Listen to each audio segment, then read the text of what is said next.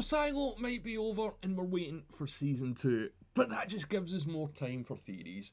As always, I'm Al, this is the Geek in Review, and in this episode I'm going to be talking about some predictions I have for Jules, what's going to happen next in season 2 and where she's going to go. Now I have done a bunch of other theory videos, so if you haven't seen them I would recommend checking them out, but if you have, let's just get to it. So, she survived her cleaning thanks to Martha's help and made it outside to the real world, which is seemingly a desert wasteland. So what's Jules going to do next? Last we see her, she's heading out with more silos seemingly near her and a far off city in the distance. I definitely think she's going to go to a nearer silo and not the faraway city. So she's off to see the neighbours, and I think Jules is smart enough, having seen the silo plans and knowing where the door and the drill are, to work out which silo connects to which. But how will she get in? Well, I think it's more than likely that if there are somewhere like 30 or 60 silos, at least some of them would have been abandoned, incomplete or destroyed. And hear me out on this. So let's just say she does go to the closest silo, and let's assume that roughly things that happen in there are similar to the ones that happened in hers. So if there are people watching the camera and watching the window in their cafeteria, seeing someone coming over the horizon and trying to get in would be chaos. And while I really do like the idea and it's something that I would like to see, this isn't a fan fiction video, it's a fan theory video, and to come up with a reasonable theory, you need to set aside what you want and look at what we have in front of us and what the show has provided. So Jules is an engineer who knows a lot about the silo, literally how it works. She knows how to keep the lights on. Already have a huge cast of characters, so if it is a fully inhabited silo, that's double the amount of cast that we would have from season 1, and this is one of the main reasons that I think she's probably going to end up in an incomplete or destroyed silo. There is a sort of third possibility that there could be a destroyed or empty silo that's been taken over by people that survived on the surface.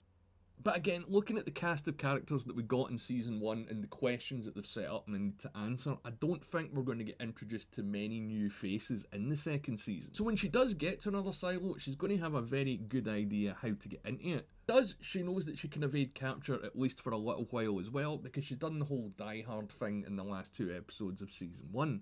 If it is a silo that's failed or incomplete or partially destroyed, that means that she's going to have access to things and resources she normally wouldn't. Spare parts for the reactor if you needed, or the ability to repair the reactor better. Also spare parts for a lot of other things in the silo, I'm sure. More than anything else, a second silo offers this: more answers to her questions, and more importantly, a new home. And I want to focus more on the second one, because the way she left the silo is definitely going to inspire others to ask questions and find out what's going on the outside. Maybe they won't try and repeat it, but I definitely think in season 2 we're going to see people who at least indicate that they might be curious about going outside. Definitely going to be curious about the cleaning and what's beyond the crater where the silo is. And it makes me wonder, are more people going to volunteer for the cleaning, or is there going to be some sort of movement in the original silo that's going to push people towards exploring the outside? Because Jules having a potential new home for anyone that might want to leave the current silo is a bit of a big deal. And remember, if they're not going out over the top, she is definitely going to try, I think, to connect the silos with the tunnels down below. And let's talk about the tunnel for a moment.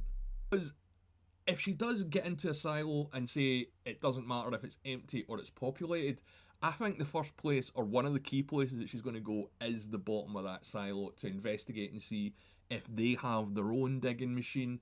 Maybe it was the one digging machine for every silo. I don't really think so with the position of the one that we've seen, but there has to be some other device that links the silos to these tunnels. Other than the way that she left her silo, it's the only other way back in, and we've still not seen this mystery that was set up all the way at the beginning of season. And I do think the tunnel in her silo was flooded on purpose to prevent people from either coming from one silo into another, rather than people leaving her silo.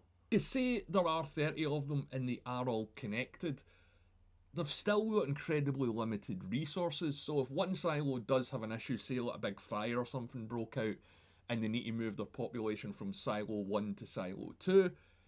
Siloe 2 is going to be incredibly taxed, so say that Siloe 2 decides to stop people coming in and keep its own resources, that's why you would flood the tunnel.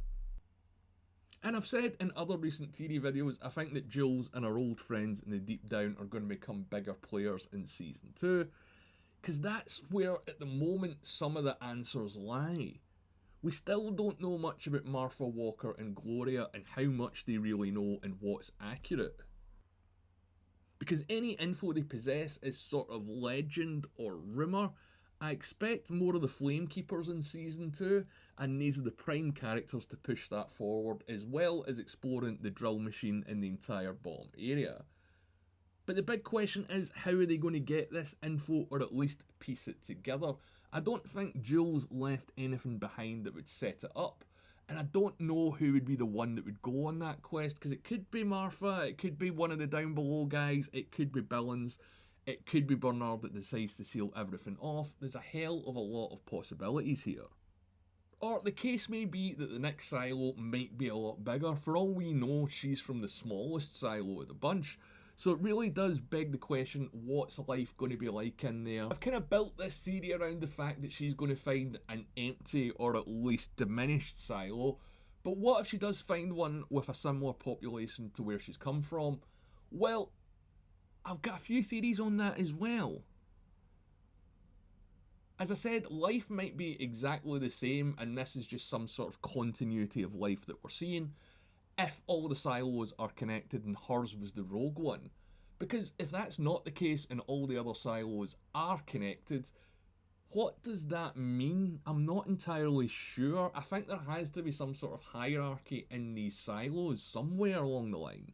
I can't see everyone just existing and not fighting for resources with each other. Someone would need to control all these Siloes. And what if life in this new Siloe with a new population is a lot better? What if there's less people, more resources, more room? That's going to be a lot more attractive than where she's come from. And also, what if she is from the rogue Siloe? How is she going to be treated if she goes to, say, Siloe 17 or 19 and it is inhabited? How will those people react to her if she's part of the sort of brackets rebel Siloe? I think that's really interesting as well, but again, just the fact that we've got a huge cast of characters already makes me think that we're not going to get the same thing wherever she ends up. I would like to think that she would go or investigate the city at some point. I do think this is an interesting concept, but the thing that sort of makes me think that's not going to happen is she doesn't know of a mode of transport that's not walking. She's never seen a horse or a bike or a motorbike or a car or a helicopter or anything like that. And that city did really look like it was quite in the far distance, so I don't know if she'd be able to make it. Also, what if she is from the rebel Siloe and the other Siloes think that they've all died out? I've got quite a lot of theories on that, but again, I don't think we're going to find a solid population, and I definitely don't think we're going to get all the answers straight away. But as always, these are just my thoughts. Let me know what you think. Where's Jules going to end up? How's she going to get back? What's going to happen with Martha and all that? Let me know in the comments below, or you can follow me on Twitter at The Geeks Reviews. I'm always posting more videos, Star Trek, Foundation, you name it. So if you want to make sure that you don't miss out, subscribe to the channel and leave the notifications turned on. And if you've made it this far, as always, leave a like. My name's Al. Thanks for watching.